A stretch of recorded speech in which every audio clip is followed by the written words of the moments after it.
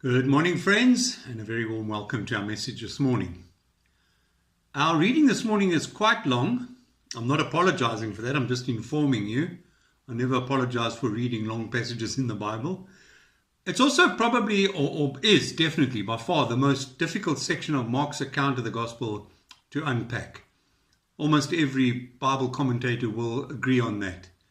It's known as the Olivet Discourse, simply because Jesus was teaching on Mount Olive. So let's read from Matthew chapter 13, and we're going to read the whole chapter. As Jesus was leaving the temple, one of his disciples said to him, "Look, teacher, what massive stones, what magnificent buildings." "Do you see all these great buildings?" replied Jesus. "Not one stone here will be left on another. Every one will be thrown down." As Jesus was sitting on the Mount of Olives opposite the temple, Peter, James, John, and Andrew asked him privately, "Tell us, when will these things happen? And what will be the sign that they are all about to be fulfilled?" Jesus said to them, "Watch out that no one deceives you. Many will come in my name claiming, 'I am he,' and will deceive many. When you hear of wars and rumors of wars, do not be alarmed. Such things must happen, but the end is still to come. Nation will rise against nation, and kingdom against kingdom. There will be earthquakes in various places and famines. These are the beginning of birth pains. You must be on your guard. You will be handed over to the local councils and flogged in the synagogues. On account of me, you will stand before governors and kings as witnesses to them. And the gospel must first be preached to all nations. Whenever you are arrested and brought to trial, do not worry beforehand about what you are going to say. Just say whatever is given to you at the time, for it is not you speaking, but the Holy Spirit. Brother will betray brother to death, and a father his child. Children will rebel against their parents and have them put to death. Everyone will hate you because of me, but the one who stands firm to the end will be saved. When you see the abomination that causes desolation standing where it does not belong, let the reader understand, then let those who are in Judea flee to the mountains. Let no one on the housetop go down or enter the house to take anything out. Let no one in the field go back to get their cloak. How dreadful it will be in those days for pregnant women and nursing mothers. Pray that this will not take place in winter, because those will be days of distress unequaled from the beginning, when God created the world until now, and never to be equaled again. If the Lord had not cut short those days, no one would survive. But for the sake of the elect whom he has chosen, he has shortened them. At that time, if anyone says to you, 'Look, here's the Messiah,' or 'Look, there he is,' do not believe it. For false messiahs and false prophets will appear and perform signs and wonders to deceive, if possible, even the elect. So be on your guard. I've told you everything ahead of time. But in those days, following that distress, the sun will be darkened, and the moon will not give its light. The stars will fall from the sky, and the heavenly bodies will be shaken. At that time, people will see the Son of Man coming in clouds with great power and glory. And he will send his angels and gather his elect from the four winds, from the ends of the earth to the ends of the heavens. Now learn this lesson from the fig tree. As soon as its twigs get tender and its leaves come out, you know that summer is near. Even so, when you see these things happening, you will know that it is near, right at the door. Truly I tell you, this generation will certainly not pass away until all these things have happened. Heaven and earth will pass away, but my words will never pass away. But about that day or hour no one knows, not even the angels in heaven or the Son, but only the Father. Be on guard, be alert. You do not know when that time will come. It's like a man going away. He leaves his house and puts his servants in charge, each with their assigned task, and tells the one at the door to keep watch. Therefore keep watch, because you do not know when the owner of the house will come back, whether in the evening or at midnight, or when the rooster crows, or at dawn. If he comes suddenly, do not let him find you sleeping. What I say to you, I say to everyone, watch. Amen. Just so far in the Word of God. Now, pardon me. In June this year, a South African pastor made a very bold claim. His name was Joseph Chaburzoroko. Probably pronouncing that wrong. He said that Jesus himself came to him and gave him the exact date that he would return, the exact date of the rapture. This idea gained popularity over the months, and a great number of people got very, very excited about it. Now, there's only two problems with this. In our reading today, we heard our Lord say, "But about that day or hour, no one knows, not even the angels in heaven, nor the Son, but only the Father." Matthew says the same thing. In Acts, when the disciples asked, "Lord, are you at this time going to restore the kingdom to Israel?" Jesus said to them, "It is not for you to know the times or dates the Father has set by his own authority." It's not for you to know. That's the first problem with this man's claim. Jesus said he doesn't know. It's not for him to know. And of course, the second problem is that the date he prophesied was the 23rd or 24th of September, 2025. Now, that was last Tuesday and Wednesday. And yeah, we are. Of course, he's not the first one to generate excitement with his so-called prophecies. There was an American Christian radio host, Harold Camping, and he stated in his 2005 book, Time Has an End, that the rapture and judgment day would take place on the 21st of May, 2011. Now, that gained such a great deal of traction in certain circles all over the world, so much so that even here in Somerset West, we had a large, that large billboard on the N2 as you're going out of Somerset West towards Grabo, that large billboard proclaimed, "The world will end on May the 21st, 2011. The Bible guarantees it." And here we are. Again, the problem is found in our Lord's words. About that day or hour, no one knows. Not even the angels in heaven, nor the Son, only the Father. In fact, in 1 Thessalonians chapter 5, Paul writes, "Now, brothers and sisters, about times and dates, we do not need to write to you, for you know very well that the day of the Lord will come like a thief in the night." A thief in the night doesn't give you a clue about when he's coming. It'll be a surprise. He really wants it to be a surprise when he comes. And when Jesus returns, it'll be sudden and unexpected. And of course, this has been going on for many, many years. We could go to so many different examples. But Jesus clearly said it's not for us to know. Now, chapter 13, as I said, it's one of the most difficult passages to unpack in the book of Mark. Most commentaries and most commentators admit this.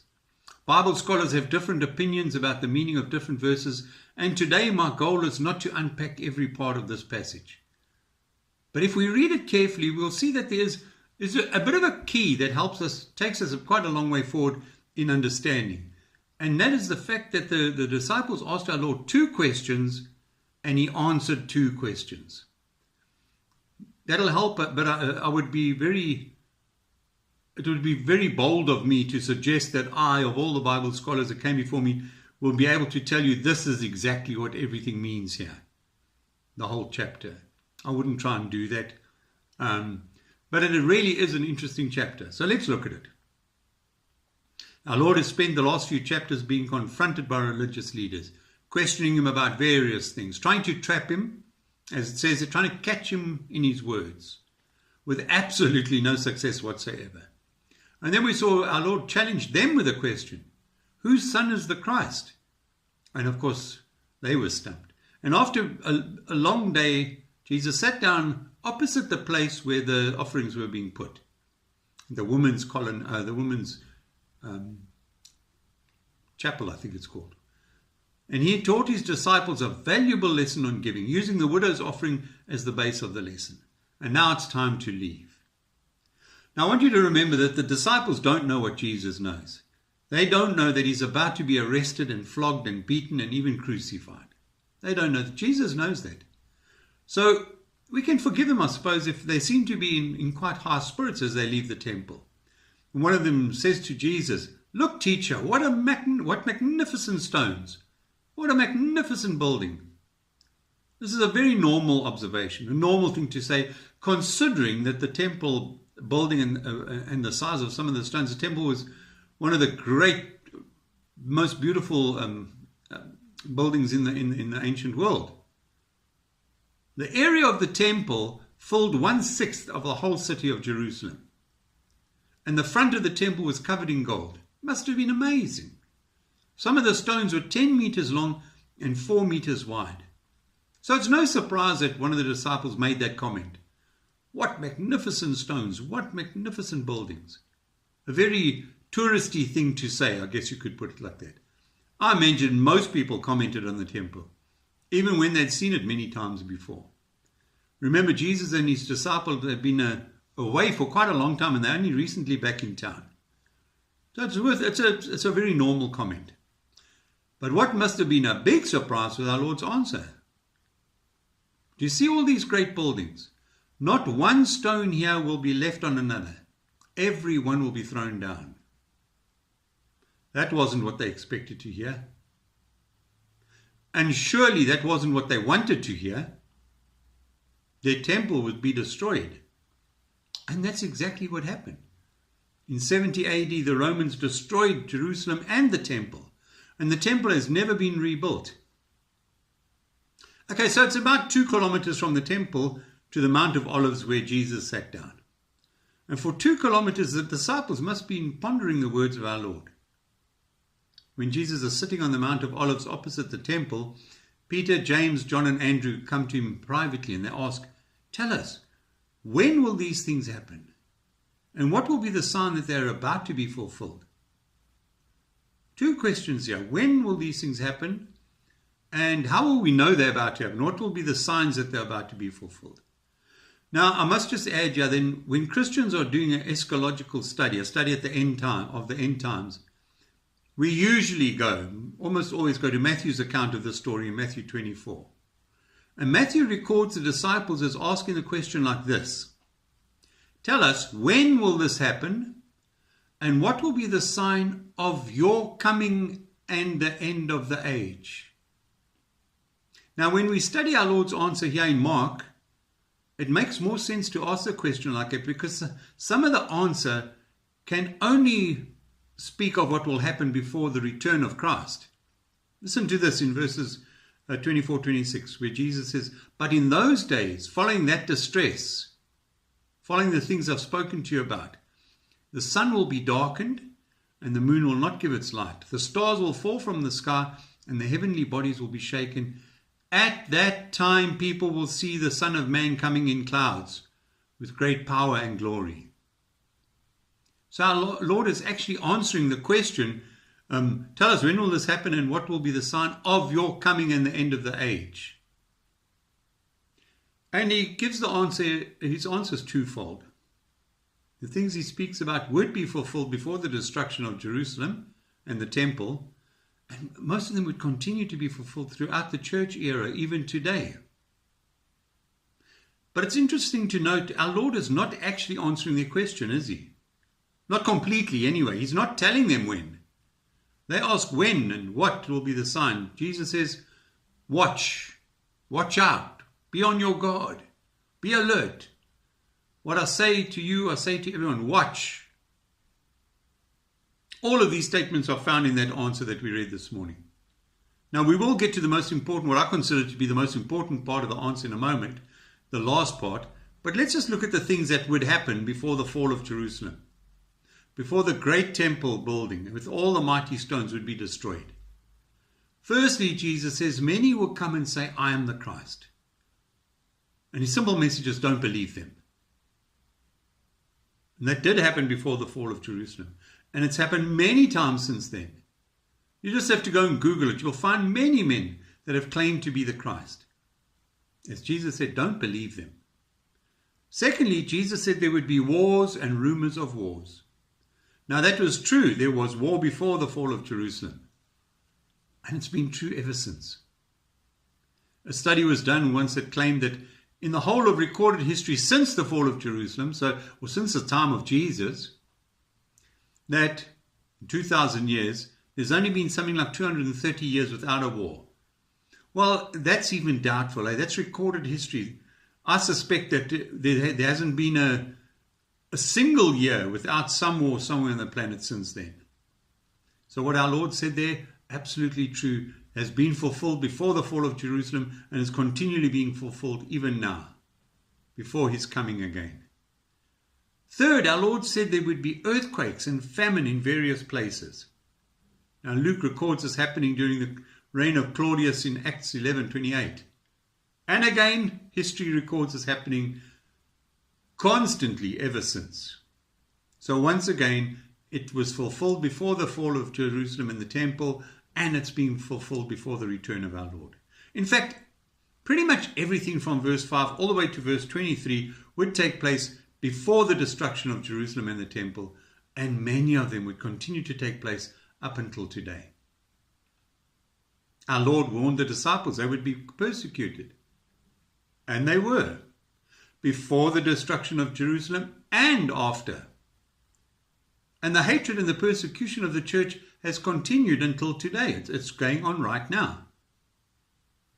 Jesus warned them that brother would betray brother to death and father his child. It happened then. It happens today.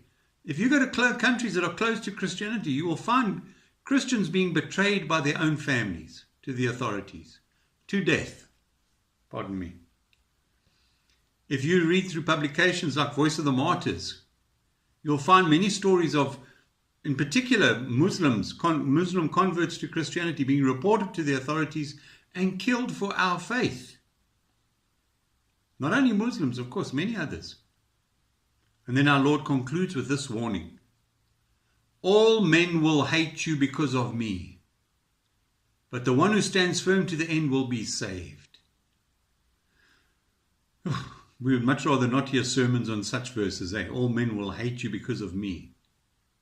The one who stands firm, you've got to stand firm in persecution, will be saved. But Jesus said them, we may not want to hear about these. Jesus said them, they're in Scripture, and we better take notice. 11 of the 12 apostles were put to death for our faith. Notice I always say our faith. It wasn't their, it's our faith. And they were put to death in terrible ways.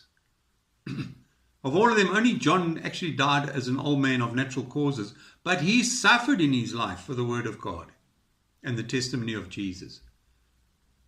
As a very old man, he was tortured. He was sent to exile on the Isle of Patmos.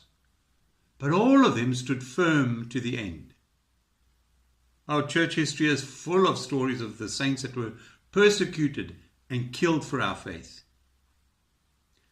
Those of us who are old enough and grew up in South Africa will remember that there was no real persecution here a few decades back.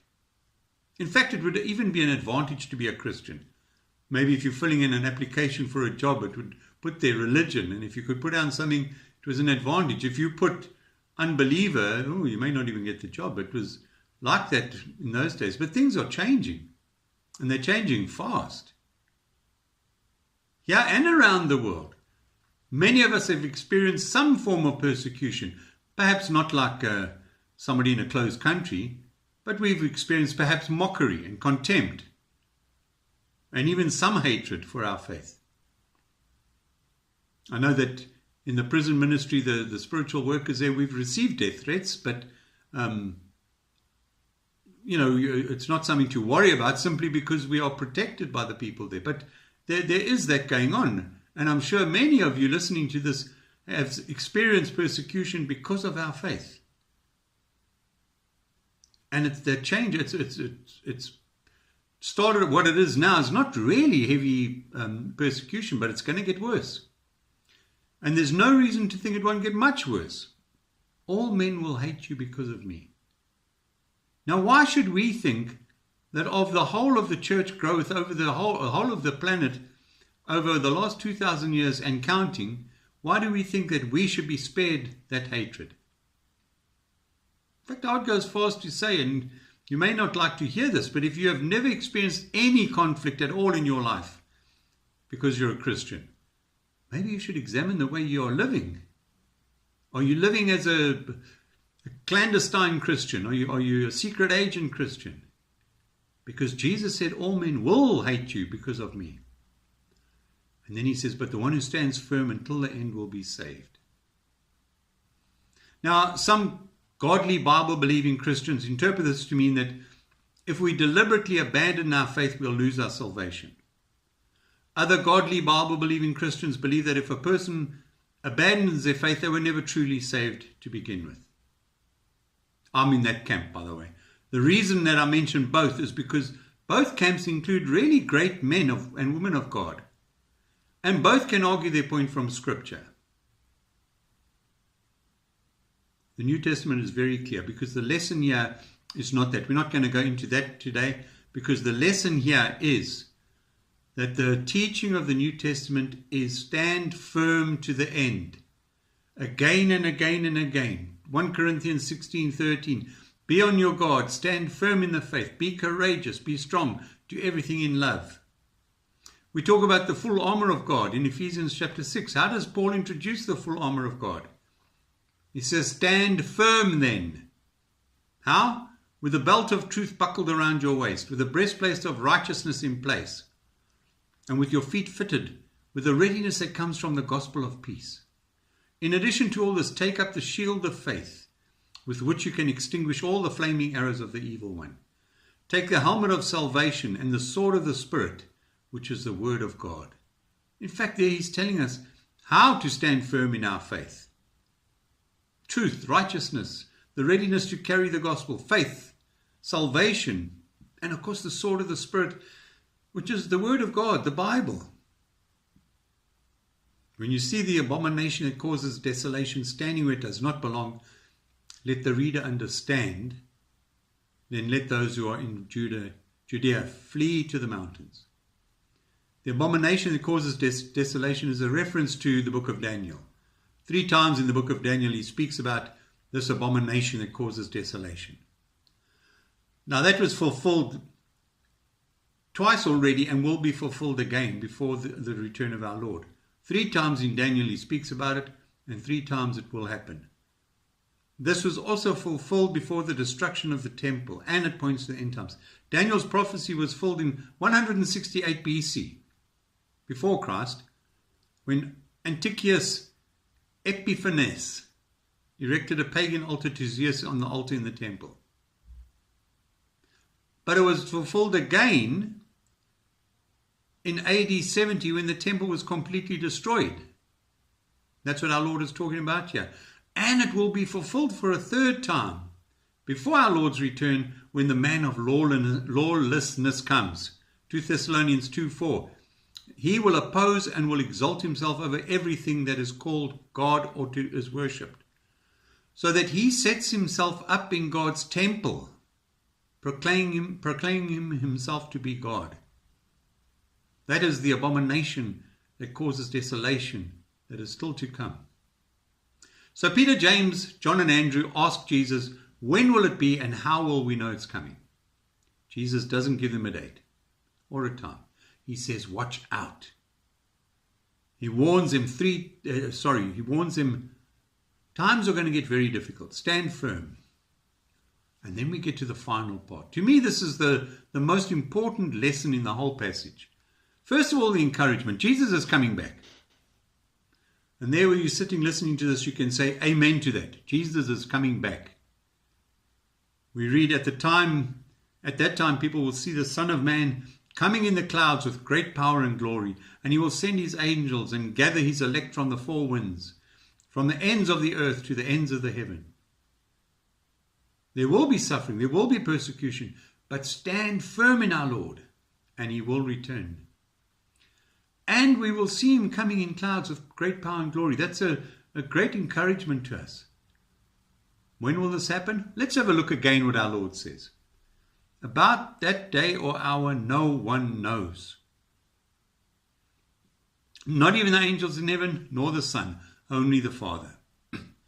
Be on guard, be alert. You do not know that time, when that time will come. It's like a man going away, he leaves his house and puts his servant in charge, each with their own assigned task. And he tells the one at the door to keep watch.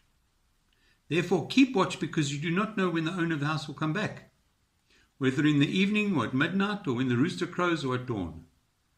If he comes suddenly, Do not let him find you sleeping. What I say to everyone, watch. Spending our time trying to work out when Jesus is coming back is a waste of time. Jesus told us no one knows. We're not supposed to know, of course not. We'd be much better off doing the job that he gave us. Praying, watching, witnessing, standing firm. Our Lord uses a picture of a man going away, leaving the house in the hands of his servants, each with their own assigned task. Therefore, keep watch, because you don't know when he's coming back. Now, Jesus has left the church in our hands, each of us with our own assigned task. Oh, we have the Word of God, we have the Spirit of God, but we have an assigned task, and we don't know when he's coming back. Now, the question that we all have to answer is quite simple. What will Jesus find me doing if he came back now?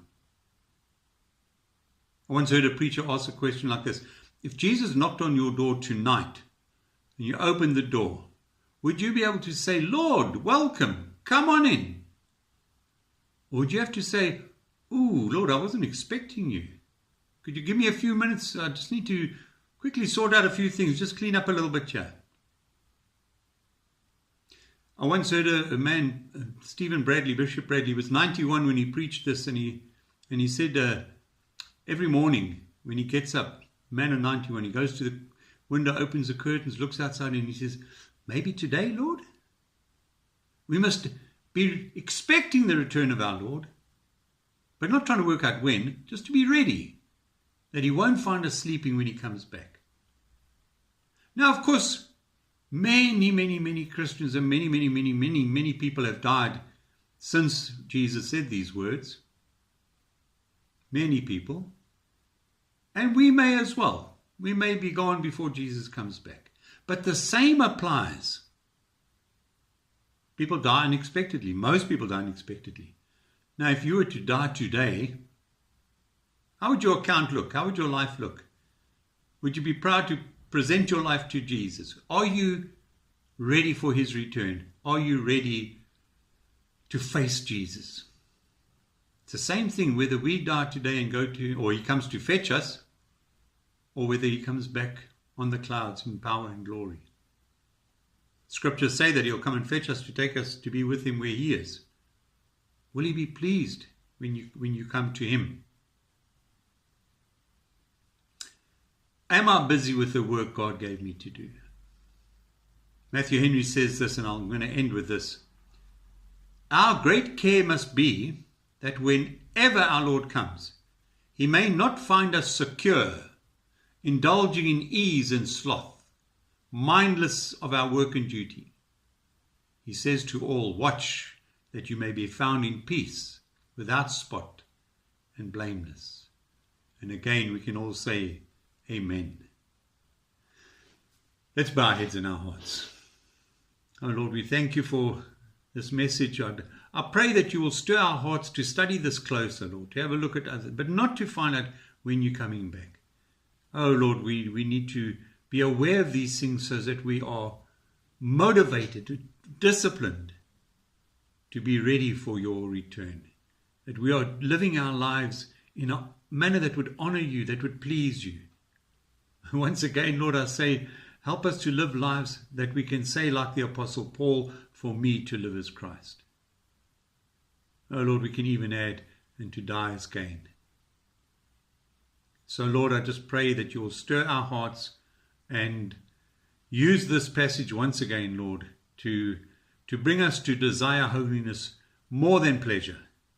And we pray this in his precious name. Amen.